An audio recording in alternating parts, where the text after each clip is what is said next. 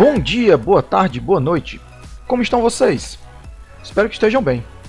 Hoje iremos lidar com as operações aritméticas avançadas no PIC 18F. Veremos algumas instruções de rotação de bits, bem como formas interessantes de aproveitá-las. Também iremos utilizar as instruções que operam lógicas binárias para realizar algumas aplicações práticas. E traremos como exemplo um cadeado eletrônico. Bom, mais uma vez temos aqui o material que está disponível, né, para essa aula, tá bom? Temos o datasheet, o compilador e alguns exemplos práticos. Vamos começar pelas instruções de rotação binária. Todas estas rotacionam, seja para a esquerda ou para a direita, os bits dentro de um registrador especificado. Temos aqui 4 instruções básicas, tá? Vamos começar pela rotate left, tá? Que vai rotacionar para a esquerda, left de inglês, os bits de um registrador F através do nosso carry lá dentro do status, né? Nosso bitzinho de carry dentro do status. Também existe a instrução que rotaciona para a esquerda, rotate left, porém ela não vai utilizar o carry, né? No carry, certo? A gente vai já entender um pouquinho as diferenças e sutilezas de cada uma delas. Bom, existem também as outras duas instruções que rotacionam para a direita, tá? A rotate right through carry, né? RRCF, e a rotate right no carry, tá? Que vai rotacionar para a direita os bits de um determinado registrador F sem utilizar o carry. Bacana, né? Bom, vamos ver com mais detalhes o que é esse efeito de rotação binária, tá? Aqui nós temos os exemplos de rotação à esquerda dos bits, tá? Nesse caso aqui, nessa janelinha aqui, certo? E aqui eu tenho a rotação à direita dos bits. Então, originalmente, meu número ele é representado em binário desse formato, tá? Com o meu bit menos significativo desse lado e o meu bit mais significativo aqui desse lado, tá? O mais significativo tendo peso 7 e o menos significativo tendo peso 0, tá bom? Então, esse meu número binário, 00010111, quando eu aplico uma rotação à esquerda, tá? Todos esses bits aqui eles serão deslocados para a esquerda e o bit mais significativo ele é transposto para o menos significativo, tá? Então esses 8 bits aqui neste exemplo não apresentam o uso do carry, tá? Seria um bit extra que seria introduzido aqui e esse bit seria transposto ao carry, tá? E o que estava no carry seria transposto para o menos significativo. Então aqui seria, por exemplo, o uso de uma instrução como a RLNCF, certo? Isso aqui seria, por exemplo, o uso de uma instrução RLNCF para mostrar o efeito dessa rotação binária, tá bom? Veja que todos os bits eles são deslocados para a parte mais superior, para o bit mais significativo, ok? Já a rotação à direita, certo? Ele vai pegar todos os bits do meu registrador e vai deslocá-los para a direita, vai transferi-los para a parte menos significativa do meu registrador. Veja que o que era menos significativo é transposto agora para mais significativo, tá bom? Mais uma vez aqui a gente está vendo aqui um exemplo de rotação à direita, porém sem carry, de forma circular, tá bom? Então a ideia por trás da rotação de bits, seja à direita ou seja à esquerda, é deslocar todos os 8 bits ou 9 bits, se nós incluirmos o carry, dentro de um registrador. Bacana, né? Bom, então a instrução RLCF, veja que ela pode receber 3 operandos, né? O F, o D e o A. Tá? Basicamente, o F é onde eu estou querendo fazer a operação, meu registro onde estou querendo fazer a operação, lá dentro da memória RAM. Tá? Bom, o D, a gente já viu, se ele for 0, o conteúdo vai para F para o W, e se D for 1, o conteúdo deverá ser retornado para F. Então eu posso muito bem escrever aqui W ou escrever aqui F no lugar de D, dizendo para onde é que eu quero que esse destino, depois dessa operação de rotação para a esquerda através do carry, certo? Seja destinado. Okay? E o A a gente também viu, se for 0 vai ser o Access Bank e se o A for 1 vai ser o seletor de bancos, o BSR. Tá bom? Veja que os bits carry, negativo e 0 do registrador status são afetados por essa instrução, como nós temos aqui, né? Ó. Carry, negative and 0. Tá bom? O carry, porque a instrução ela usa o próprio carry para fazer, né? Mas aí se essa operação resultar aqui que todos os bits forem 0, tá? Aí vai ocorrer a mudança ou do negativo ou do 0, respectivamente. Tá bom? Bom, Já a instrução RLNCF, ela vai rotacionar para a esquerda o F, porém sem a inclusão do carry. Tá?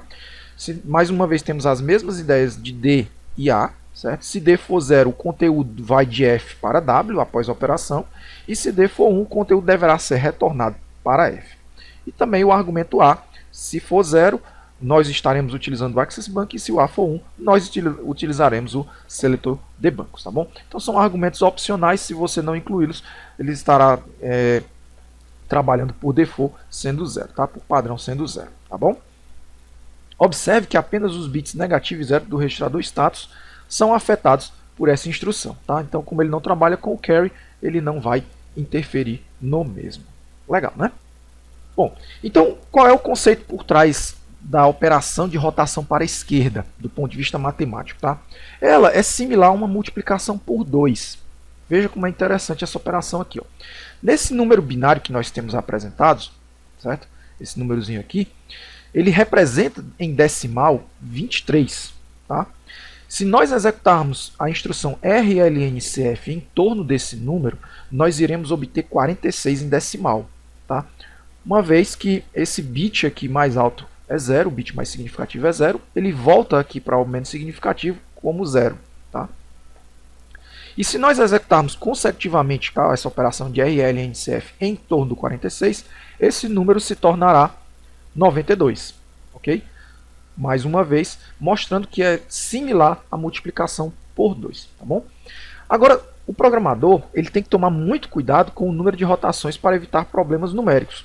Até porque, como nós estamos lidando com números que vão no máximo até 255, na hora que você rotacionar esses números aqui, esse bit aqui, na hora que ele for deslocado mais uma vez e voltar para cá, esse número ele será menor do que 255.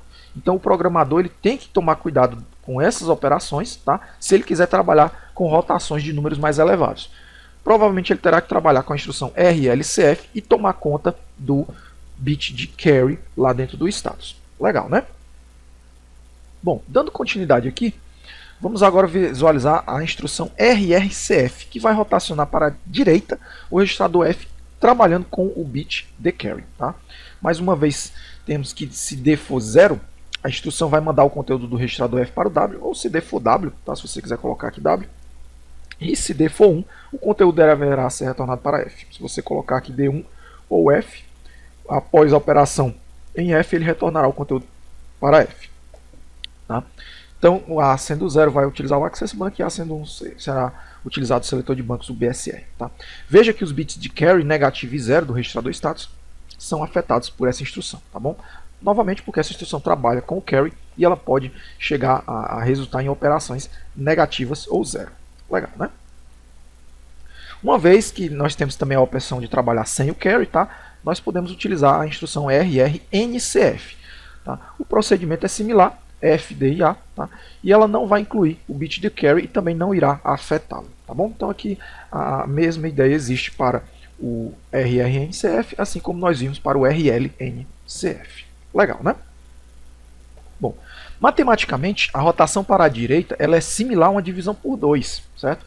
Então, tomemos aqui como esse exemplo, esse meu número, tá? Esse 00101110, eu apenas zerei esse bit menos significativo desse valor que estava aqui, certo? E tornei, do ponto de vista decimal, ele seria igual a 22, tá? Após a execução dessa instrução RRNCF, tá? Esse 22 em decimal seria dividido por 2, tá? E a gente obteria o resultado como 11 em decimal, uma vez que esse 0 seria deslocado para a parte mais significativa do valor em binário, tá? E o valor resultante seria 11 em decimal. Tá bom? Agora, nós temos que tomar muito cuidado com essas operações aqui de rotação, tá? Porque se eu tomar aqui como esse exemplo aqui, o meu número 23 em decimal, que é esse valor binário que eu estou lhes apresentando, tá? E executarmos a instrução de RRNCF em cima dele, nós obteremos esses dois números aqui em binário, tá? Que podem ser vistos como menos 117 em decimal. A gente já tinha visto que esse bit aqui pode significar, dependendo da operação que você esteja realizando, número negativo, tá? Ou, se você estiver trabalhando com um número sem sinal, esse número passaria a representar 139 em decimal. Tá? Então, tem que se tomar muito cuidado com essas operações, tá? Para você não cometer um erro de, eu vou fazer aqui uma divisão, é só dividir por 2 tantas vezes e eu vou obter o resultado. Não, não é assim, certo? A gente vai já ver exemplos do uso dessas instruções em que eu tomo conta desse meu bit superior, certo? Para a minha aplicação, tá bom? Bom, já que estamos falando em aplicação, nós vemos que o PIC ele não tem instruções de divisão, certo? Ele não apresenta divisão como se fosse uma instrução lá, tipo multiplicação, soma, tá? Vamos supor que você precise, numa determinada aplicação, dividir por 10 ou dividir por 5, certo? Por motivos quaisquer, você está precisando fazer isso daí em assembly. Bom, então, dividir por 10 ele vai ser o mesmo que multiplicar um número por 0,1. E aí eu posso obter uma aproximação para 0,1 em expansão de frações. Tá? Por exemplo, 1,16 avos somado com 1,32 avos somado com 1,128 avos dá aproximadamente 0,102. Tá? Então, se eu pegar um número, fizer uma divisão por 16, esse resultado somar com o meu número original dividido por 32, esse resultado somar com o meu número original dividido por 128, eu obtenho algo muito próximo da divisão por 10. Tá? O resultado final é muito próximo da divisão por 10. Tá? Então, a gente vai ver já um algoritmo que faz esse procedimento, tá? Para compreender essas ideias que estão aqui por trás, vamos ver ele funcionando. E algo similar acontece para a divisão por 5, tá? Que é similar à multiplicação por 0,2. Então, para que eu obtenha o produto por 0,2, basta eu pegar um número, realizar a divisão por 8, esse resultado somar com o número original dividido por 16, somar com o número original dividido por 1 sobre 64. Tá? Então eu teria muito bem como dividir por 5, por meio dessas operações aqui. Tá? Então a gente pode utilizar as instruções de rotação para obter essas divisões, como a gente vai ver aqui agora. Tá bom? Bom, aqui eu apresento o código, certo? Eu vou deixar aqui para o aluno fazer uma interpretação, tá bom? Ele basicamente funciona em torno esses 5 locais de armazenamento, tá? Algumas variáveis temporárias e o resultado que eu espero, tá? E esse daqui é para ser feito um call em cima dessa minha função de divisão 10 simple, tá? Bom, vamos entender lá no simulador como é que esse bloco aqui opera, porque aí fica melhor de nós vermos o passo a passo, tá bom? Mas eu deixo aí o aluno tentar pausar o vídeo e tentar interpretar o que é essa grande rotina que ela faz, tá? Para dar logo aqui uma dica, certo? Veja que ela utiliza basicamente as instruções de rotação para a direita, rotate right, né? Sem usar o carry, certo? E usa o BCF para fazer a limpeza do bit mais alto, né? Limpar o MSB, tá? Legal, né? 2 hours later. Bom, vamos lá no meu simulador, lá no MPLAB, e vamos entender como é que essa instrução funciona, tá bom? Eu já deixei aqui toda a parte de telas, os registradores principais que estão aí apresentados, certo? Já tem aqui as minhas inclusões, os meus configs, tá? Os defines que eu utilizei anteriormente, e já deixei aqui o meu cblock com as minhas variáveis que eu pretendo utilizar no meu código, tá bom? Bom, o código em si começa todo aqui no reset vector, vai para o meu prog, e o meu prog faz toda a inicialização aqui das variáveis, certo? Inicializa o pick, e aqui eu faço toda uma limpeza inicial dos meus registradores temporários para divisão, certo? Bom, e aqui começa o meu código em laço. Eu tenho aqui várias chamadas para várias instruções de divisão diferentes, tá? Aqui eu coloco a divisão 10 simple, a divisão 5 simple e algumas melhorias que eu estou sugerindo para a divisão por 10 e a divisão por 5, tá? E um outro processo de divisão por 10 diferente, tá? Isso aqui é para que o aluno ele possa visualizar que existem N formas diferentes de você realizar esse procedimento, tá? Aprimorando o resultado por meio de uma compreensão melhor do que está acontecendo nesse processo de divisão. Legal, né? Bom, então vamos olhar aqui como é que a minha divisão por 10 funciona, certo? Vou compilar aqui o código. Beleza, compilou. E vamos fazer aqui o meu step, né? fazer aqui o meu passo a passo. Posso fazer aqui o step into no F7 ou o step over no F8. Então para mim me interessa mais o F8 por enquanto. Beleza, fiz o init de variáveis, fiz a limpeza das minhas variáveis temporais da divisão. Bom, o meu objetivo é dividir 192 em decimal por 10. Tá? Meu resultado, obviamente, deveria ser 19 como resultado. Né? Então vamos lá ver o passo a passo. Então aqui vai ser feito o call. E aí a gente entra na minha rotinazinha de divisão 10 simples. Tá? Beleza, vamos lá acompanhar bem devagarzinho. Então, o que essa primeira instrução aqui vai fazer? Né? Move WF temp div1. Bom, o meu número 192 ele está armazenado lá no W. Certo? Aqui, ó, wreg 192. Aqui a representação binária, aqui a representação em hexadecimal. Tá? Então assim ele vai transferir lá para a minha variável temporária div1, que está aqui ó, no meu endereço 00 lá no banco 0. Legal, né? Bom, a primeira operação que vai ser feita vai ser uma rotação para a direita, que vai ser equivalente à divisão por 2. Está aqui. Só que eu vou botar já esse resultado direto para ser armazenado aqui e o W vai continuar com o mesmo valor. Tá? Então, pronto, foi feita a rotação. Agora, você não sabe qual é o número que está sendo transferido aqui para esse temp div1, certo? Pode ser que o bit menos significativo ele esteja com o binário 1. Tá? E aí ele seria transferido para a parte alta, dando aqui um número maior do que o meu resultado que eu espero de uma divisão por 2 ou de um shift por 2 correspondentemente, certo? Então essa instrução aqui ela vai forçar com que seja feita a limpeza, vai zerar o bit mais alto do meu registrador. Tá? Tá aí. Como esse bit aqui ele não apresenta esse resultado, né? Então ele garante que seja mantido esse valor. Tá?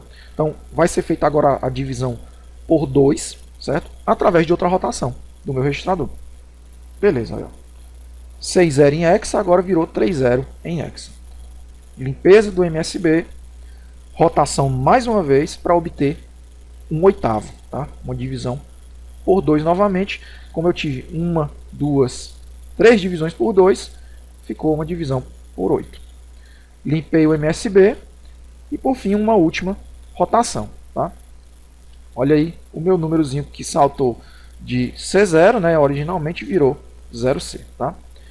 Feita a limpeza do MSB, Most Significant Bit, eu vou agora mover esse meu resultado para W. Tá aqui, ó, movi o resultado para W e transferir agora para temp div2, armazenando esse meu resultado aqui de 1/16. Tá? Legal. Guardei aqui no meu temp div2. Certo? Bom, faço mais uma vez uma rotação. Agora eu vou dividir por 2 novamente, obtendo a divisão por 1 por 32, né? O produto por 1 por 32. Tá ali, ó, 0,6. Limpei o MSB e agora vou armazenar esse resultado. Lembra que a nossa operação para dividir por 10 era 1,16 associado com 1,32 associado com 128, tá? Bacana.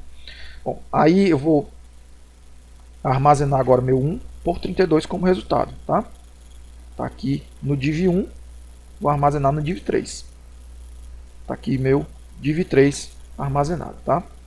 Vou agora rotacionar mais uma vez, vou obter o 1/64. Vou limpar o MSB, rotacionar de novo, para obter o 1/128. Agora preste atenção no número que você vai obter aqui no temp div1, ó, porque o bit menos significativo aqui está 1, certo? Está 1. E aí você vai obter não mais 0,3, ó. Obteve 81 em hexadecimal, porque o bit menos significativo foi transportado para o mais significativo. E aí, se nós operássemos em torno desse número aqui, sem fazer a limpeza do bit mais significativo, nós obteríamos um resultado errôneo, certo? Bom, e aí, feita a limpeza, show. Vou agora mover o meu resultado do temp div1 para W, e aí vou iniciar o processo de soma. Peguei o meu resultado final, né, do 1/128 no W, e agora vou somar com 1/16, certo? Porque, aliás, o temp div1 contém o resultado de 1/128, o temp div2 contém o resultado de 1/16, e o temp div3 contém o resultado do 1/32, tá? Então vamos fazer aqui essa operação. Então somei.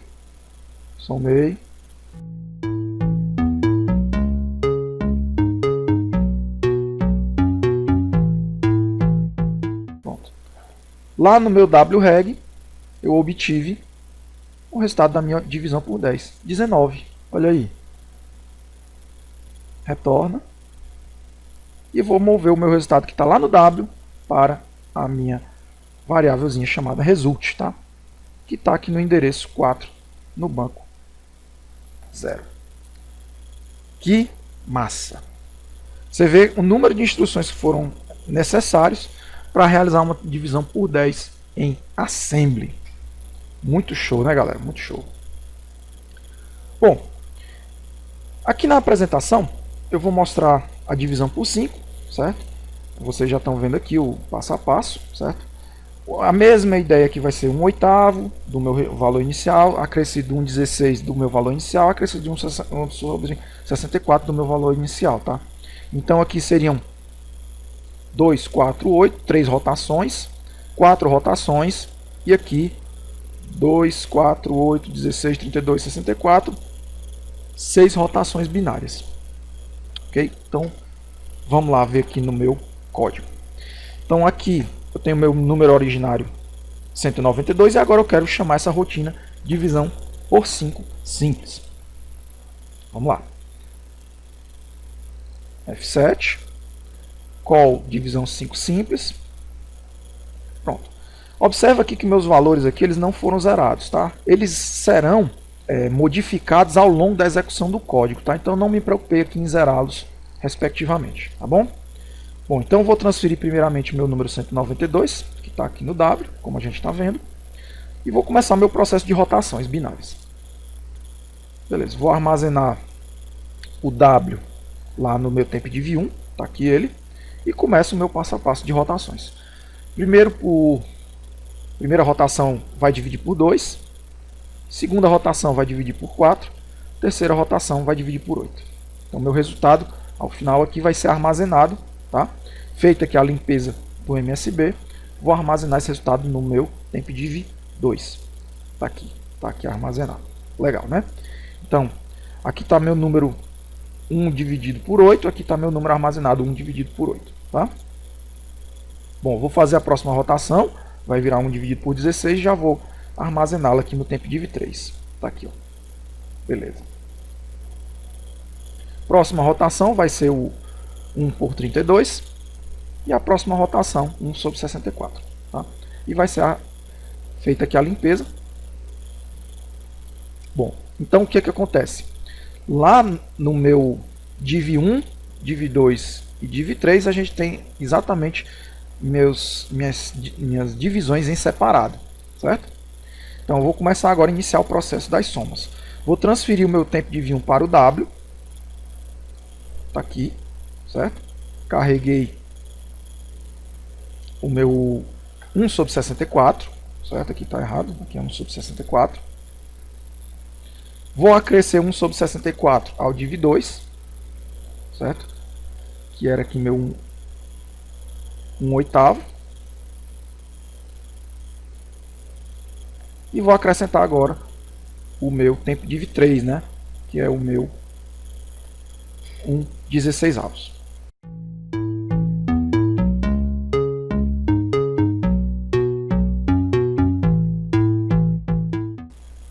Pronto. Observa aqui o resultado, né? Deu 39.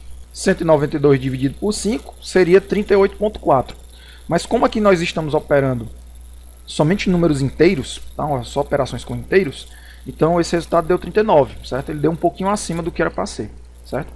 Bom, então essa operação aqui, ela não é perfeita, tá? Ela sempre vai dar ou um pouquinho abaixo ou um pouquinho acima do que era de ser esperado, certo? Então é aí aonde entra essas outras instruções aqui, improved, div10 improved, div5 improved e div10 simple 2, que vão tentar lidar um pouco com esses resultados binários, tá? Em que ou às vezes dá, principalmente nos resultados que às vezes dão muito baixo, certo? Que às vezes pode ser problemático, tá bom?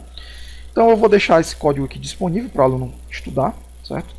Tá aqui e tentar compreender mais por que esse problema aqui ocorre. Ele pode compilar esse código, colocar números diferentes e comparar os resultados de cada divisão dessa daqui e comparar com essas instruções aprimoradas aqui, Tá bom? Bacana, né, pessoal? Vamos dar continuidade aqui no nosso estudo, certo? Então aqui seria o código da divisão por 5, certo? Vamos agora visualizar as instruções matemáticas e lógicas, certo? Nessa lista temos as principais instruções que operam lógicas binárias bit a bit entre um registrador W e um F especificado pelo programador, tá? O resultado pode ir para W ou para F, dependendo de como o programador queira assumir o resultado da instrução, tá? Então aqui na parte superior nós temos as instruções AND, IOR e XOR, tá? Que vão operar literais com W, tá? Essa instrução IOR é o OU mesmo, é o que a gente chama de OU inclusivo. Já a XOR é o que a gente chama de OU exclusivo lógico, tá? Mais à frente a gente vai olhar as tabelas, o que cada uma delas faz bit a bit. Já aqui nós temos na parte inferior as instruções que vão operar a operação I, a operação OU inclusivo e a operação OU exclusivo entre o W e um registrador F qualquer, tá bom? Bom, aqui nós temos a nossa tabela verdade para mostrar aqui alguns exemplos da minha operação AND, da minha operação OU inclusivo e da minha operação OU exclusivo, tá? Então, no caso da minha operação I, certo? O meu resultado aqui no final do bit só será unitário caso meus dois bits sejam 1, certo? 1 e 1, meu resultado dá 1. Porém, se aparecer qualquer 0 em qualquer um dos bits, tá? O meu resultado será 0. Por exemplo, nesse caso aqui, né? Aqui 1 e 0 resulta em 0, tá bom? Ou esse outro aqui, 0 e 1 resulta em 0, tá bom? Já a minha operação OU inclusivo, tá? Bastou aparecer o 1 que o resultado aqui na saída será 1. Por exemplo, aqui, ó, 0 OU inclusivo 1, resultado 1. Nesse caso aqui, 1 OU inclusivo 1, resultado 1. 0 OU 0, meu resultado dá 0. Legal, né? Já que a minha OU exclusivo, certo? Ela só será resultado unitário caso um desses dois aqui seja exclusivamente 1. Vemos aqui, ó, por exemplo, 1 ou exclusivo 1, o resultado dá 0. 0 ou exclusivo 0, o resultado dá 0. Tá? Então, 1 ou exclusivo 0 vai resultar em 1. Tá? Então, aqui nós temos um exemplão bem legal, mostrando o que é feito bit a bit, desde o menos significativo até o mais significativo de cada instrução dessa. Bom, então vamos fazer aqui um exemplo para a instrução AND LW. Tá? Vamos ver aqui a cara dessa instrução. E o que for feito para AND LW é similar para as demais, IOR LW e XOR LW. Tá? Então veja que a AND LW, tá? Ela vai fazer a operação I, certo? Um I numérico literal ao registrador W. Tá? Então aqui o nosso literal pode ser um valor de 0 até 255 e vai ser feita a operação I bit a bit, tá? Sendo esse meu resultado transferido para W. Tá? E ela vai modificar os bits de status N e 0. Algo similar ocorre aqui na instrução IOR LW, porém vai ser o OU inclusivo, tá? Entre o meu valor literal K e W. Tá bom? Veja que ambas as instruções elas vão modificar o registrador de status, os bits do registrador de status negativo e 0. Então, por exemplo, se você quiser verificar que uma operação aqui de OU inclusivo resultou em 0, tá? Com um determinado valor literal, você pode vir e testar o bit 0 lá do meu status. Bom, vamos ver aqui algumas operações lógicas entre W e um registrador F qualquer. Tá? E nós temos aqui o exemplo da minha OU exclusivo, né? Meu XOR WF. Tá? Então ela vai realizar a operação de OU exclusivo, bit a bit do registrador F ao registrador W. E novamente o destino a ser selecionado vai ser o D. Você pode colocar aqui o resultado pode voltar para F ou pode voltar para W. Tá? E o seletor de bancos A vai te dizer se você vai trabalhar no Access Bank ou no BSR. Tá? Veja que essa instrução aqui ela não encosta lá no meu registrador status, no carry do registrador status. Tá? Só modifica o negative e o 0. Então as ideias que estão aqui na minha instrução OU exclusiva elas são similares para a instrução OU inclusiva e AND WF. Bacana. Bom, mas para que serve esse tipo de instrução? Bom, aqui eu tenho um exemplo bem interessante, baseado naquela tabelazinha que eu mostrei há pouco, certo? que é a gente tentar conceber um cadeado eletrônico utilizando essas operações lógicas apresentadas, tá? Imagine o seguinte, que eu tenho dois números aqui, 2 bytes, tá? Que a representação binária é essa. E veja o que acontece se esses bits aqui são todos iguais, ó. Este é igual a este, esse é igual a esse, são todos iguais, tá? Veja que o meu resultado é todo zerado. E como essa instrução SHOR WF, ela seta o meu registrador de 0, caso essa operação seja 0, isso vai servir para indicar se o meu resultado é igual, ó, se o byte 1 é igual ao byte 2, tá? Bit a bit. Então, bem aqui eu criei uma função, certo? Chamada testa-senha, que vai pegar esse meu valor aqui, senha low byte, e vai fazer essa operação de SHOR WF com o meu port D, ó, tá? E se o resultado for 0, opa, significa dizer que essa senha aqui é igual à senha que o usuário colocou bit a bit lá no port D. Tá? E aí você pode fazer a liberação, por exemplo, de um relé, de uma tranca, ou algo similar, que utilize esse conceito. Então aqui nós usamos a instrução BTFSC para testar o 0 lá do meu registrador status, logo após a operação SHOR WF. Tá? Então, ó, se ele tiver zerado, der um skip if clear, significa dizer que o resultado não deu 0. Então ele vem aqui, ó, pá, faz uma limpeza no BCF, no LED vermelho, tá? E fez o return da instrução. Agora, se esse bit aqui tiver em 1, significa dizer que essa minha operação resultou em 0. E aí você não dá o salto, né? Ó. Você manda ele continuar normalmente, faz o go to aqui sem OK, e aí é feito o salto aqui para o meu BSF LED vermelho. E aí é feita a liberação dessa senha. Tá? Então eu fiz aqui um código. Eu vou carregar aqui no MPLAB. Bom, já carreguei aqui o código aqui no MPLAB, certo? E o que acontece? Eu coloquei exatamente o meu call lá para o testa-senha, aqui a inicialização é similar ao que temos lá na maioria dos códigos que a gente vem reutilizando, certo? Bom, agora aqui, ó, veja que eu coloquei um cblock para o meu senha low byte, tá? O local de armazenamento da senha, tá? E aí a hora que eu inicializei o meu código, certo? Eu já transferi o meu valor em binário para o meu senha low byte, certo? E aí eu resolvi fazer o seguinte, para testar esse código aqui, eu tenho que transportar esse número em binário aqui lá para o meu port D, certo? A gente vai já ver isso aqui no Proteus, funcionando no Proteus. Mas vamos ver como é que eu faria isso aqui só no MPLAB, tá? Bom, aqui no meu debugger, estímulos, tá? New Workbook, eu criei um estímulos aqui para pin/register_actions aqui em cima aqui, ó, certo? E aqui eu cliquei aqui em cima, ó, click here to add the signals e adicionei o port D, certo? Selected signals, eu vim aqui embaixo, procurei aqui port D, port já foi adicionado para cá. E bem aqui, ó, eu coloquei, ó, no tempo 0, transfere esse meu número hexadecimal aqui, ó, certo? D3, tá? D3, se eu não estou enganado, é o mesmo valor que está aqui, para testar se esse conceito vai estar legal, certo? E aí apliquei, tá? E mandei ele ficar repetindo aqui a cada um decimal e começar aqui no 0DEC, tá? Então o port D já vai conter esse valor, certo? Vamos ver aqui, ó. Aqui, ó, port D então começou zerado. E aí vamos executar meu código, né? Pronto, port D já foi inicializado com o meu valor aqui, certo? Aí depois eu posso alterar esse valor do jeito que eu achar interessante. Bom, movi aqui para o senha low byte e vou fazer o call para o testa-senha. Bom, movi aqui, fiz o call e aqui eu vou transferir agora a minha senha low byte que eu quero testar lá para o W. Tá? Meu port D continua o mesmo valor, certo? E meu W foi alterado, certo? D3 é o mesmo valor.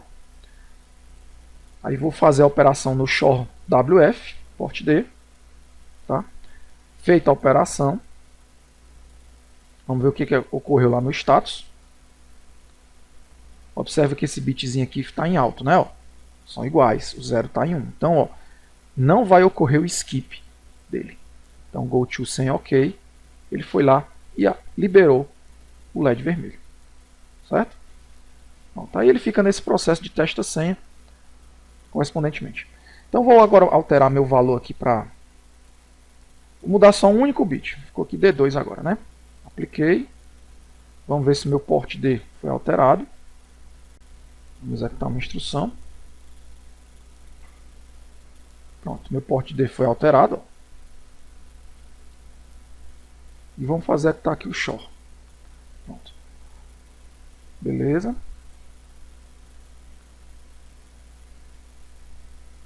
Vamos olhar aqui o status.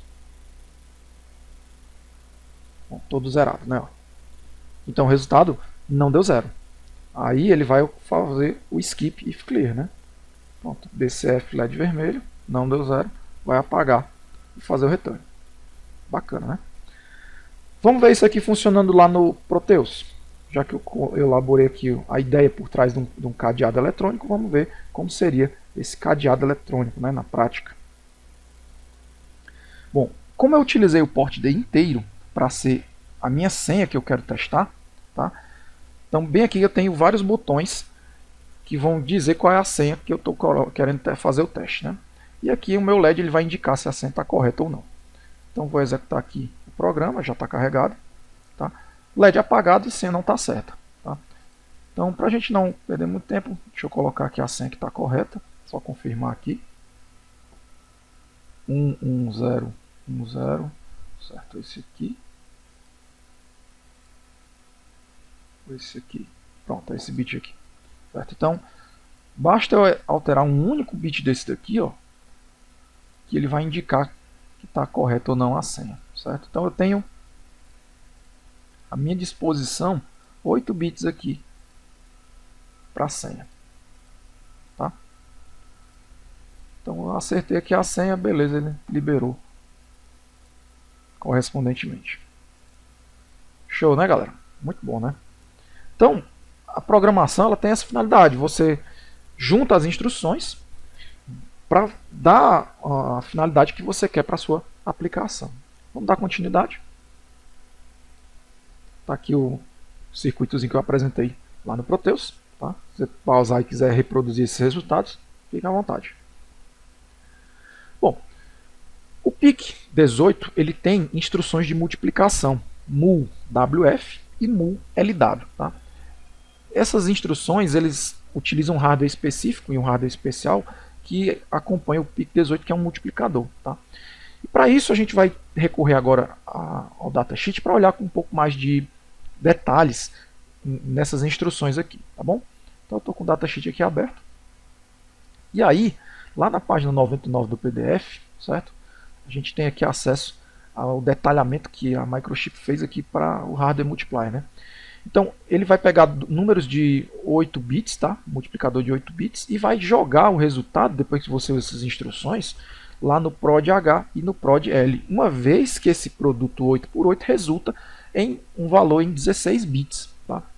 Então, esse PROD-H e esse PROD-L, ele está lá disponível para a gente visualizar aqui, né? Ó, PROD-L e PROD-H, estão nesse endereço F3 e F4, certo? Então, aqui você vem o F3, aqui ele como 16 bits, ele com o valor completo, certo?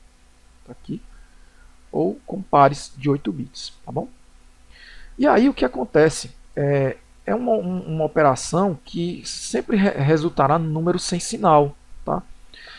O bit de status ele não é modificado, ele não é afetado, tá? Então o programador ele vai ter que tomar de conta dessa questão dos números negativos, tá?